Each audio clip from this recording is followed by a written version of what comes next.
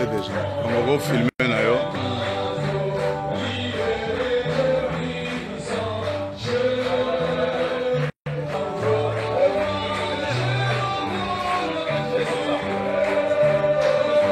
Bibi.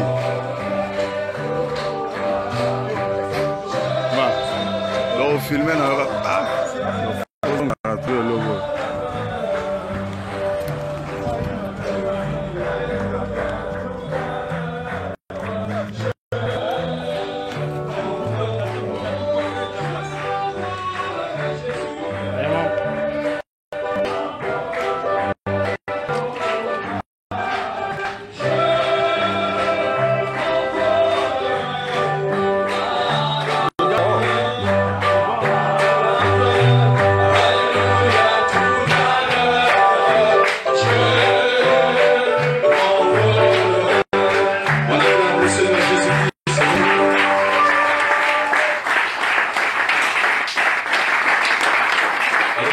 Ce chant d'adoration pour introduire le pasteur maintenant. Ô prends mon âme, source de vie, prends mon âme.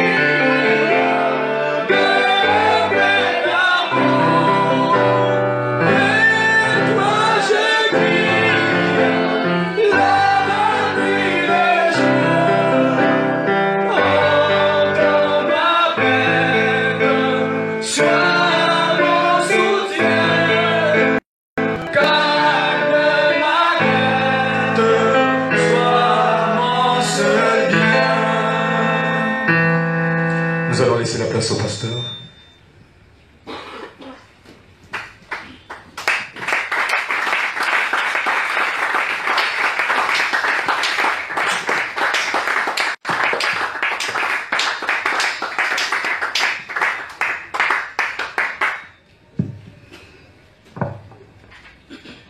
Seigneur Dieu, notre Père, nous te sommes infiniment reconnaissants pour ce privilège que tu nous accordes de nous retrouver ici, autour de ta parole, afin de communier et adorer. Merci pour cette belle journée que tu nous as donnée, afin que nous puissions pousser un peu plus que tu nous as confié. Ainsi, Seigneur, bénis chaque fils et chaque fille de Dieu qui est venu ici. Prends la prééminence sur tout. Prends le contrôle sur tout esprit qui est ici. Afin que, Seigneur, toi seul sois notre maître. Ainsi, nous nous remettons entre tes mains. Dans le nom de Jésus, nous t'avons ainsi prié. Amen. Amen. Vous pouvez vous asseoir. Merci beaucoup d'être venu. Je ne sais pas si le pasteur Philippe est déjà là. Philippe Hulot. Il n'est pas encore là. Ok. Mais avant toute chose, je tenais à faire une petite mise au point. Comme vous le savez, toutes ces années ici, nous avons toujours clamé, proclamé que Frère Sylvain ne sera jamais un prédicateur. Et je me souviens en 2014, j'avais fait une interview quand j'étais en Angleterre à Milton Keynes, où j'avais même dit, Dieu m'a dit que je ne serai jamais un prédicateur. Je pense que c'était simplement une erreur. J'ai fait un audio qui a circulé pour essayer d'expliciter pourquoi je l'avais dit. C'est simplement que, vu l'âge que j'avais déjà, et vu le fait que je n'avais aucun poids, alors j'avais interprété ça comme étant un message venant de Dieu que je ne serai jamais un prédicateur. Alors, qu'est-ce qui fait qu'aujourd'hui, je me tienne devant vous en tant que, non plus simple chantre, mais en tant que ministre de l'Évangile. Comme vous le savez, nous avons perdu notre pasteur, le pasteur Lise Romian Galibali, dans des conditions difficiles. Et en tant qu'Église, nous avons fait ce qu'on devait faire. Nous avons organisé les obsèques de notre pasteur de manière digne. Et après cela, comme moi, j'avais des concerts que j'avais reportés justement à cause du décès du pasteur. Donc je devais aller dans le Grand Katanga pour livrer des concerts à Lubumbashi, Kolwezi et puis Kasumbalesa. Donc je devais prendre l'avion pour aller à Lubumbashi un certain lundi 23 septembre. Et pour cela, je devais donc traverser à Kinshasa le 22 septembre. Et il se trouve que c'est le 22 septembre où on a procédé à Arc-en-Ciel Tabernacle au remplacement du pasteur.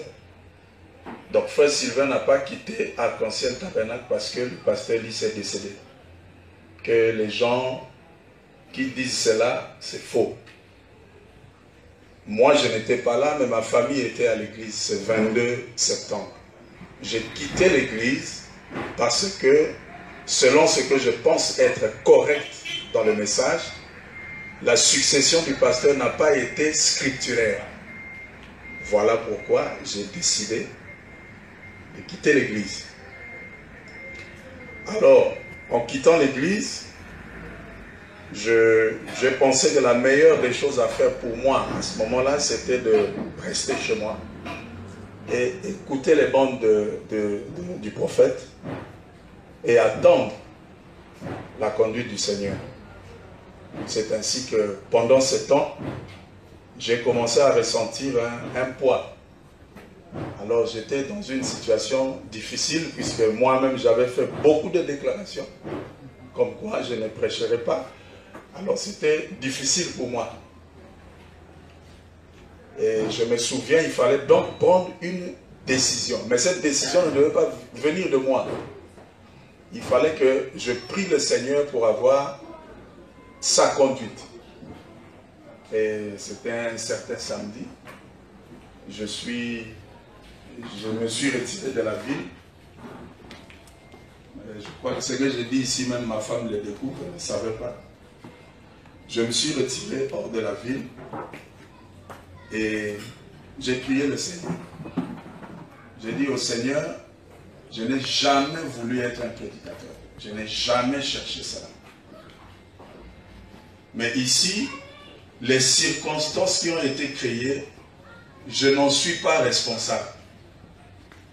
C'est Dieu qui est le maître des temps et des circonstances. C'est lui qui a permis toutes ces circonstances. Alors, Seigneur, je sens qu'il y a un poids en moi. Je connais 2, 3, 4 petites choses que j'ai apprises auprès du pasteur Lys qui pourront peut-être aider quelques-uns. Est-ce que c'est ta volonté ou est-ce que je dois être membre d'une église quelque part? Mais pour être honnête avec toi, Seigneur, je sens que je penche de ce côté-ci, de manipuler la parole. Mais je suis là, attendant ta volonté. Je n'ai pas besoin que tu m'envoies un ange. Je ne suis pas au niveau de Frère Branham. Et même si Dieu m'envoyait un ange, peut-être que je ne veux même pas supporter la présence de cet ange-là. Seigneur, tu as plusieurs manières où tu peux répondre. Réponds-moi parce que l'heure est grave. Et je pense que le Seigneur m'a répondu. Bon, comprenez que je sois maintenant un peu prudent. Je ne veux pas dire Dieu m'a dit. Vous comprenez, donc je suis un peu prudent même. Donc je pense que Dieu m'a répondu. Et après cela, j'ai commencé à voir d'autres signes que le Seigneur ajoutait pour renforcer cette conviction. Et il y a 9 jours, c'est pourquoi je demandais si le pasteur Philippe était déjà arrivé. Voilà. Il y a 9 jours, le pasteur Philippe m'appelle pour me dire, frère Sylvain, j'ai appris que vous allez commencer une église. Et je ne vous le dis pas. Je ne vous le dis pas parce que c'est... Je ne vous le dis pas parce que ça s'est fait. Mais le Seigneur m'a montré cela depuis 2013. Que vous deviez commencer une église. Bon, pour cela, j'aimerais le laisser lui-même, qu'il puisse dire ce que... Bon, c'est lui, hein, Dieu lui avait dit.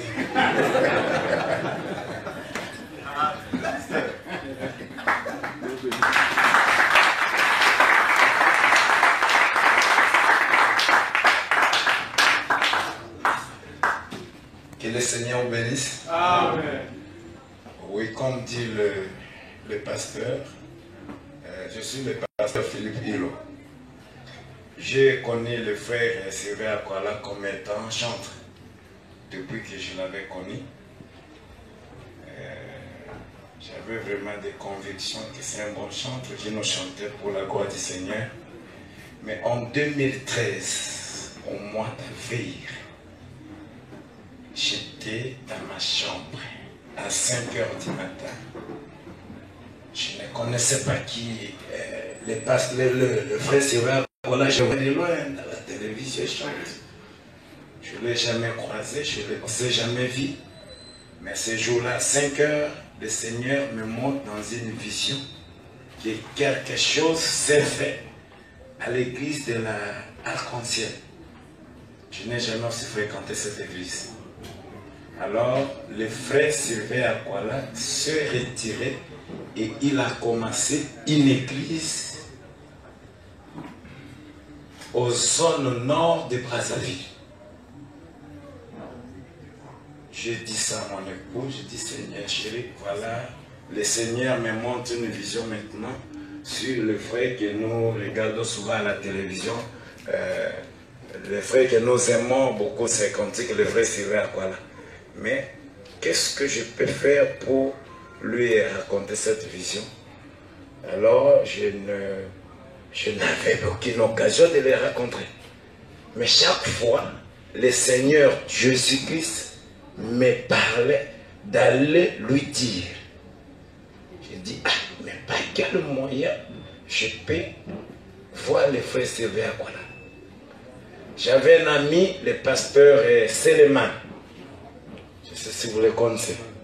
Je lui ai parlé. Je dis, frère Seleman, Dieu m'a montré telle chose pour les frères Sylvain Akwala. Donc, à compter d'aujourd'hui, je le considère comme pasteur.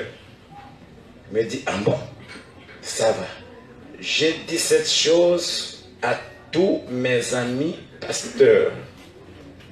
Le pasteur Tony, même au ministre Joseph qui est là, il connaît la chose depuis lors. Depuis 2015, je t'avais parlé de ça. Il n'est pas mon ministre, il est ministre à la pierre de fête. On se connaît comme des collègues prédicateurs. Donc, maintenant, je me disais, Seigneur, tu me donnes un poids d'aller lui dire, mais comment je peux aller lui parler alors qu'on ne se connaît pas? Comment je peux avoir un mois pour lui rencontrer les frères Sylvain, voilà.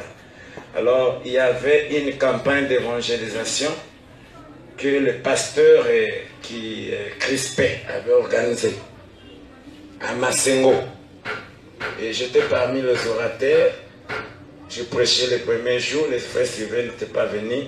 Le deuxième jour, c'était le papa qui est le pasteur, celui qui était sorti à la pierre de fête. Mafuta. Oui. Et un samedi, le pasteur Mafuta qui prêchait. Alors, le frère Sylvain Akwala était assis avec Johnny Lutondo, la sœur Tété. C'est pour la première fois que je vois le frère Sylvain. Je dis, ah, donc c'est une occasion, je vais les parler. Et quand nous étions à l'église, il est sorti un peu. Je dis, je vais les suivre. Je suis allé, je dis, frère, j'ai quelque chose à te parler. Il est causé avec des frères. Je dis, les frères, vous m'excusez, je suis pasteur. Je vais dire, ainsi dit le Seigneur à frère Sylvain Akwala. Alors, on se reculait un peu. Je lui ai dit, frère, j'ai eu une vision depuis le mois d'avril. Là, nous étions au mois d'août. Dieu m'a dit que quelque chose va se faire dans votre église. Mais toi, tu vas sortir. Et Dieu m'a dit que tu vas commencer une église aux zones nord de Brazzaville. Là, c'est en 2013, au mois d'août, les 5. Je ne sais pas si le frère Sylvain peut se souvenir de cela. Donc, quand je lui ai dit, le frère m'a écouté, donc nous sommes séparés. Depuis lors, je ne l'ai jamais appelé, je ne l'ai jamais vu. Mais je racontais quand même à mes amis pasteurs. Tous les pasteurs et toute mon église connaissaient que un jour, le pasteur Sylvain Akwala serait pasteur. Parce que je l'ai raconté cela chaque jour. Alors, 2 mois plus tard, le Seigneur me dit encore, va lui dire pourquoi il se pose des questions par rapport à son âge.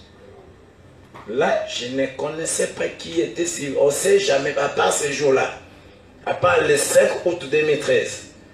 Dieu me dit, va lui dire qu'il se pose des questions, si réellement c'est Dieu qui m'a appelé, pourquoi il peut m'appeler à cet âge ici, c'est-à-dire il allait m'appeler quand j'étais jeune. Je dis, ah, mais comment je peux trouver encore une occasion d'aller lui parler? Je dis seulement, le Seigneur m'a dit encore ça et ça. Allez dire le pasteur et le frère Sylvain Akwala. Il dit, bon, j'irai. Depuis lors, c'était 2013, hein. Suleiman était sorti en 2014, il est parti en RDC. Je n'avais aucune occasion de rencontrer le frère Sylvain. Et subitement, quand cette histoire, la mort de notre papa, le pasteur Lycée était mort, le frère Sylvain à la maison. Il y a eu même des amis prédicateurs qui me demandaient, même le frère Joseph, mais la vision que tu nous avais racontée là, mais il est temps que tu appelles le frère Sylvain pour lui dire que c'est le moment qu'il peut commencer l'église. C'était ça le frère Joseph? C'est un serviteur de Dieu ministre. Et beaucoup de pasteurs, c'est Abraham et c'est Tony, beaucoup à Pointe-Noire. Tous les amis pasteurs, je leur disais cela, c'est pas aujourd'hui, mais depuis les années 2013, 2014, 2015, même un ami à Congo, le frère le frère Franck, pasteur Franck. Donc, je l'avais parlé de cela depuis lors. Maintenant, le frère Amram, il travaille à la voix de Dieu, c'est un serviteur de Dieu. Les jours, il me dit, oh pasteur, mais c'est le temps. Moi, je vais appeler le frère Sylvain, voilà. Ou toi-même, tu l'appelles. Je dis, non, je ne l'appelle pas. C'était ainsi dit le Seigneur, ça va s'accomplir. Les jours que je verrai l'église commencer, comme Dieu m'avait montré que le premier jour que l'église a commencé, j'étais là. Je dois partir. C'est pourquoi je suis venu donner ce témoignage. J'ai connu Sylvain Akwala comme pasteur depuis 2013 au mois d'avril. Ce n'est pas aujourd'hui comme beaucoup de gens le supposent. Amen. Et on ne se connaissait pas. On ne s'appelait pas depuis le mois d'août 2013 jusqu'à aujourd'hui. Ça, c'est la deuxième fois de la rencontre. Le précieux frère.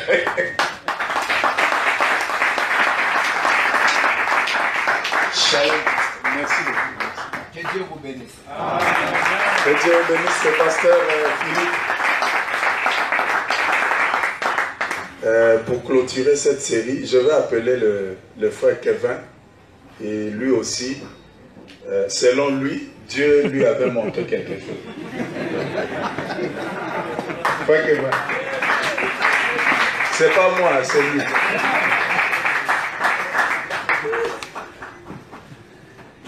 Que Dieu vous bénisse.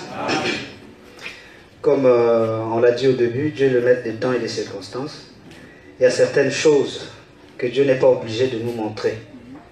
Mais au moment opportun, il nous le montre. C'est la première fois que je vois le frère. C'est pour la fois, on ne s'est jamais connu. Mais Dieu nous a montré la même chose. Je crois il y a une année de cela, Dieu me montre dans une vision. Je vois le frère Sylvain, et pourtant je sais très bien que lui, il m'a déjà dit ça plus d'une fois. Je ne peux pas être prédicateur, je connais ma position, ainsi de suite.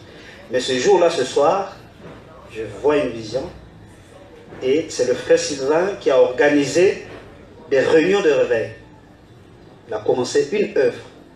Ce n'était pas chez lui, c'était à un endroit qu'il avait apprêté pour cet effet, et nous sommes venus pour le soutenir. Et à la fin, il nous a tous remerciés, et ainsi de suite. Et le lendemain matin, non, pas peut-être le lendemain tout de suite, mais je crois quelques jours après, on s'est vu, je lui ai dit, tu sais, Dieu m'a montré que tu as commencé une œuvre. Et tu nous as invités pour venir te soutenir. Il a nié catégoriquement, non, il faut oublier ça. Moi, je ne suis pas prédicateur, je ne suis pas pasteur. Mais tout simplement, moi je lui ai dit à la fin, j'ai dit, de toute façon, laissons le temps au temps. Voilà. Donc, c'était juste pour dire que il y a deux volontés dans la vie d'un homme qui se battent. Il y a la volonté de l'homme et la volonté de Dieu. Mais la volonté de Dieu finit toujours par triompher. Amen. Et l'autre jour, on était, lorsqu'on avait organisé des réunions de Pâques à Moisson Tabernacle. Moi, j'étais l'organisateur de ces réunions-là. Et pendant qu'il chantait la chanson politique, avant de chanter, il a pris la Bible. Il expliquait d'abord la Bible. Pourquoi il a chanté ça? Laisse-les prêcher. Voilà. Et pendant qu'il chantait, le pasteur, il faut que je crois, devait chanter après. Lui, il était dans le bureau. Et quand je quitte la salle, j'entre dans le bureau, le pasteur, il faut qu'on me dise, tu sais, je vais te dire une chose. Tu sais que le frère Sylvain a un ministère. J'ai dit non, lui ne prêche pas, il ne peut pas, il a dit qu'il ne peut pas dire, tiens-toi tranquille, il prêchera la parole. C'est moi qui te dis, il a un ministère. Bon, il y a des choses, vous-même, vous pouvez ignorer, mais il y a des gens qui vous observent. Dieu peut parler à quelqu'un pour dire que voici votre frère là, je l'ai appelé, mais il n'est pas encore au courant. Au temps marqué, je le lui dirai. Donc, ce qui est arrivé à Arc-en-Ciel, le décès de pasteur Lys, et ainsi de suite, ce n'était pas une occasion, mais c'était juste l'élément déclencheur. En fait, Dieu a juste créé tous ces événements pour l'emmener devant un fait accompli, pour qu'il comprenne, en fait, tu as été appelé pour ça. Donc, c'est une fois de plus pour dire que Dieu ne fait rien pour rien. Les gens ont beau critiquer, mais Dieu a toujours des témoins, des gens à qui il a montré ça. Et je crois, je le lui avais déjà dit une année avant que le pasteur Lys ne meure. Donc on ne savait pas qu'il devait mourir, on ne savait pas qu'il devait avoir vote, et que c'est le pasteur actuel qui devait être voté pasteur. On ne savait pas que lui devait sortir après. Mais Dieu, cette séquence-là, il avait caché ça. Il m'a juste montré ce qui se passe maintenant là. C'est qu'il devait commencer une église, il devait nous inviter, et à la fin, on est sorti, il nous a remerciés, je le lui avais dit, il avait nié catégoriquement, mais aujourd'hui, comme je vous avais dit, grand frère, laissons le temps au temps. Et le temps est arrivé. Et nous sommes venus ici, c'est par révélation, pas par fanatisme. Amen. Comme les gens disent, non, vous êtes fanatique parce que c'est un chantre, parce que c'est popularité. Non. Moi, je suis venu, et même quand je publie, les gens disent, tu deviens trop fanatique de Frère Sylvain et tout. Moi, je sais pourquoi je publie, parce que Dieu me l'avait montré. Voilà. Donc, Dieu ne peut pas commettre une erreur. Et aujourd'hui, cette écriture est accomplie. Que Dieu bénisse beaucoup le pasteur Jean-Sylvain. Voilà.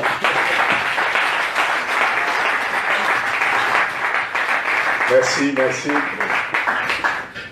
Donc, moi, je ne suis pas ici devant vous au nom d'un homme.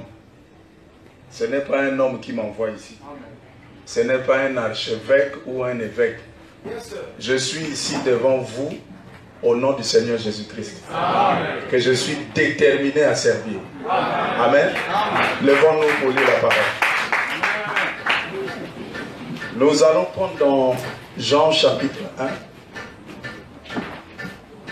du verset 1 au verset 8.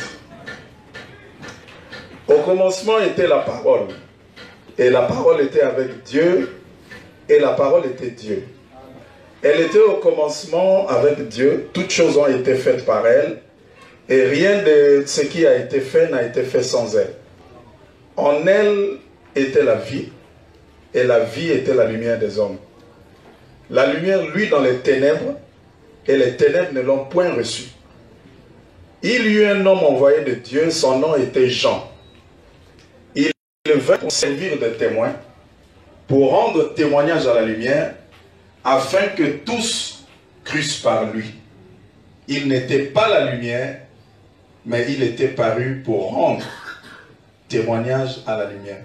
Une fois de plus, Seigneur, quand nous terminerons, que nous puissions dire comme les disciples sur le chemin de Maïs, notre cœur ne brûlait-il pas alors qu'il nous parlait sur le chemin? Une fois de plus, nous le mettons entre tes mains. Béni sois-tu, dans le nom de Jésus que nous t'avons ainsi prié. Amen. Amen. Vous pouvez vous asseoir. Je vais relire les versets 6 et 7. Il y eut un homme envoyé de Dieu, son nom était Jean. Il vint pour servir de témoin, pour rendre témoignage à la lumière, afin que tous crussent par lui. C'est là notre sujet de ce matin. Afin que tous crussent par lui. Lui qui? Non, vous ne suivez pas.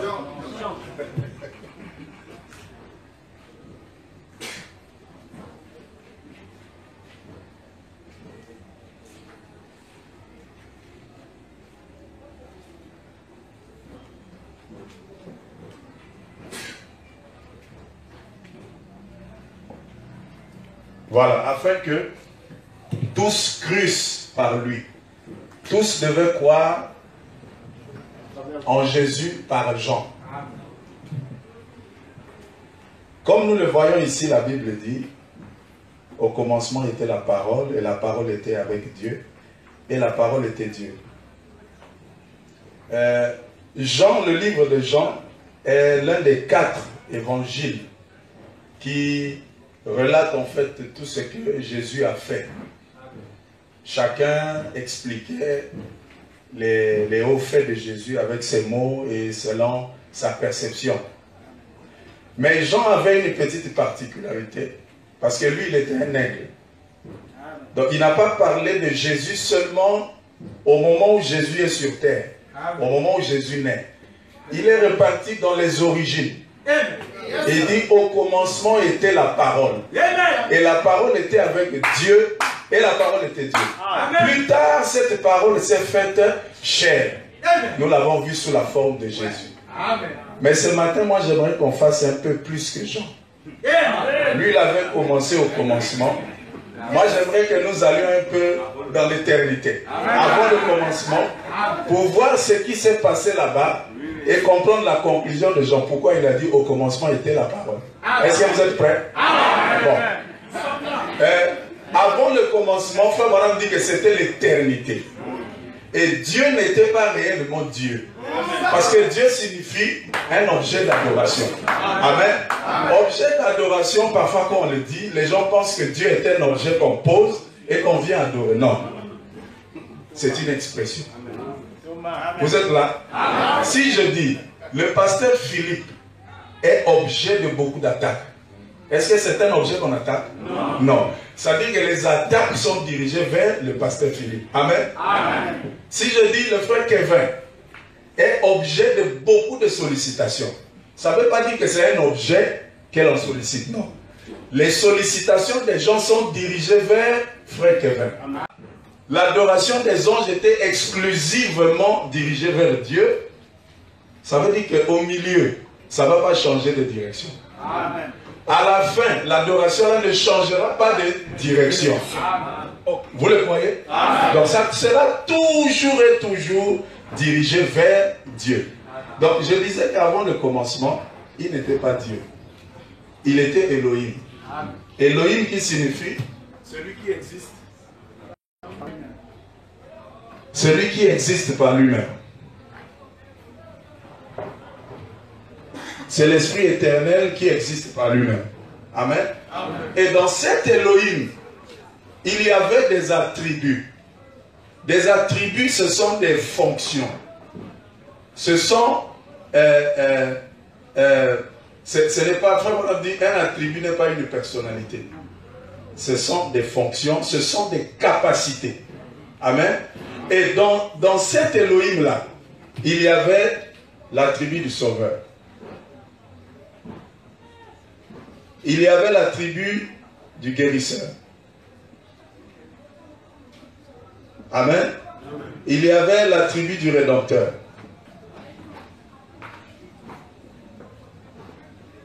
Il y avait l'attribut qu'on appelle le Logos. La parole. Il y avait l'attribut qu'on appelle agneau immolé.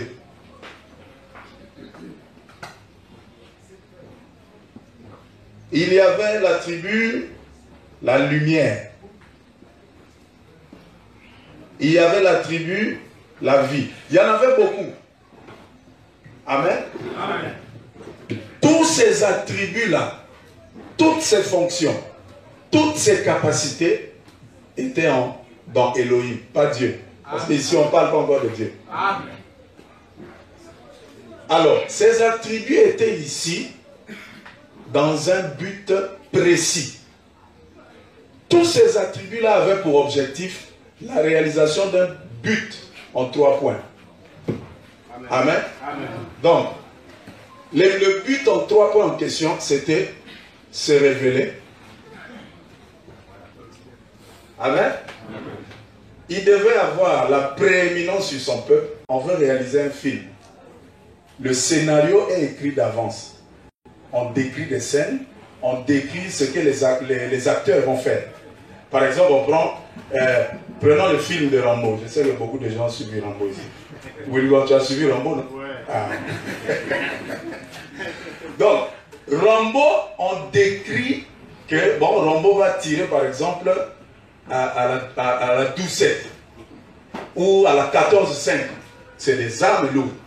Donc, quand on cherche l'acteur principal, on doit chercher quelqu'un qui a la capacité, la carrure, qui va manipuler la 12-7 ou la 14-5. On ne pourra jamais prendre un acteur gringalé comme moi ou Frère Kevin.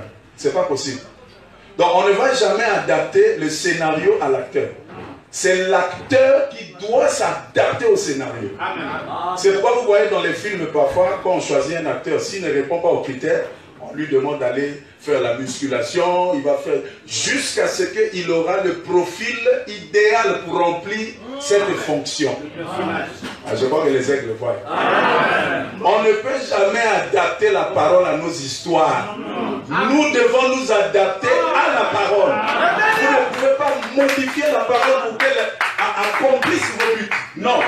Vous modifiez vous vous adaptez à la parole. Alors le Seigneur faisait le casting des attributs. Il regarde le Sauveur, il dit non, le Sauveur ne peut pas me permettre de manifester ce plan en 3 points. Il voit le guérisseur, mais il n'y a pas de malade. Il voit le rédempteur, il dit, mais il n'y a pas quelqu'un qui est déchu ici, là. Alors, quand il arrive au Logos, il dit, ah, voilà,